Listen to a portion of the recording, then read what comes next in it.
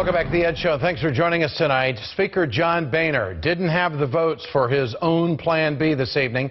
Boehner was desperately trying to save face with his caucus after rejecting an offer by President Obama he should have taken. Here's what Eric Cantor had to say just moments ago leaving. No. Is there going to be a vote tonight? No. There's no vote tonight? Nope. Will there be a vote tomorrow? Nope. Are you ditching Plan B? Will there be a vote today? No. When will there be a What vote? happens next, Mr. Cantor? Let's bring in Congressman Elijah Cummings of Maryland and also Congressman John Garamendi of California. Gentlemen, breaking news tonight, very interesting. Congressman Cummings, did you think that it was going to come to this? Did you think that John Boehner was not going to be able to get the votes and be able to hold the vote in the House tonight?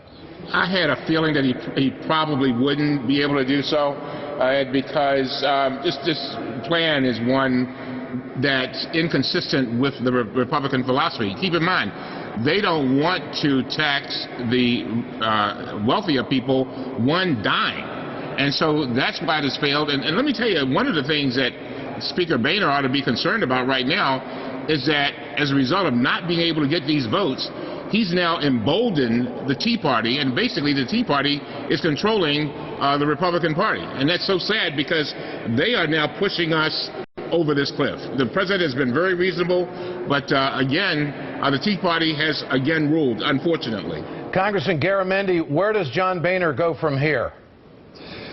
Well, I don't know where he will go, but I know where we have to go. We've got to find a compromise. We've got to get this done. We cannot let America hang out because of the chaos in the Republican caucus. It's just really a tragedy if we don't get this together. We're more than willing to compromise. The president's gone way, way down the road towards compromise.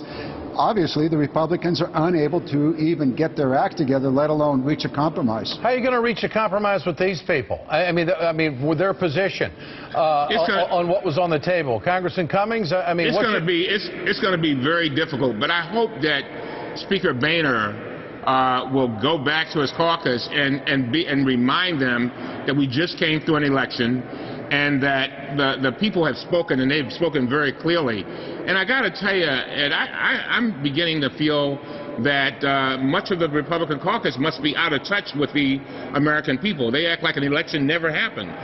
We've got to move on, though. I mean, there's so many people at Christmas time who are suffering, and just think, this is now, we spent several days, that is, Speaker Boehner spent several days, and creating this distraction. That's what it's been. Well, we could have had this resolved, and we could have moved on. But yet and still, they've got us, they literally are pushing us over this cliff when the president has been extremely reasonable.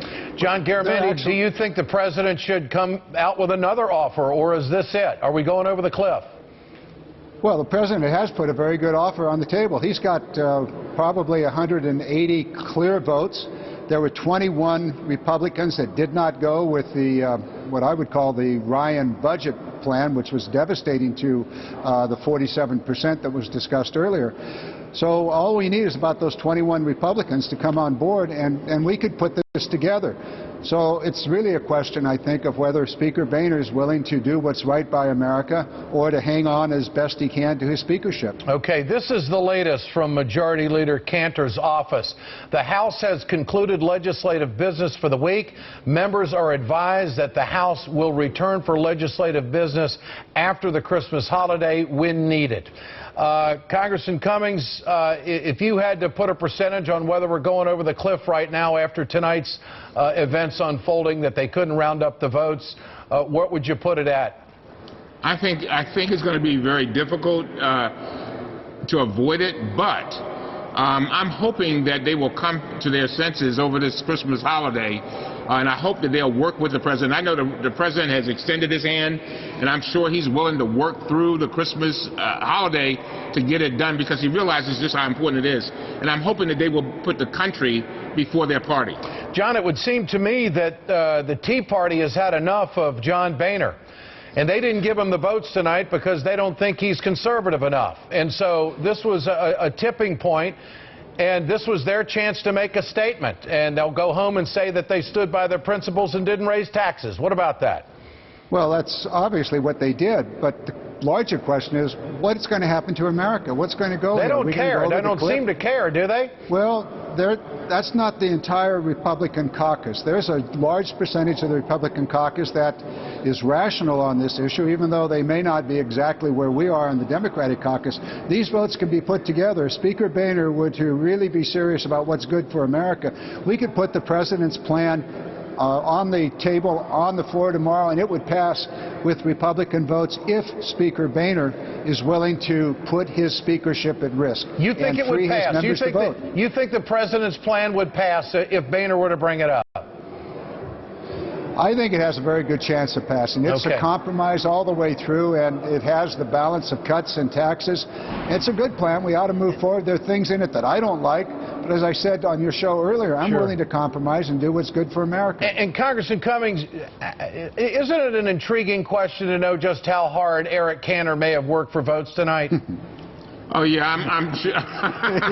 It is. I'm not sure how hard he worked, but the fact is that the Tea Party, and the sad story that comes out of this is the Tea Party can go back and say that they controlled the process.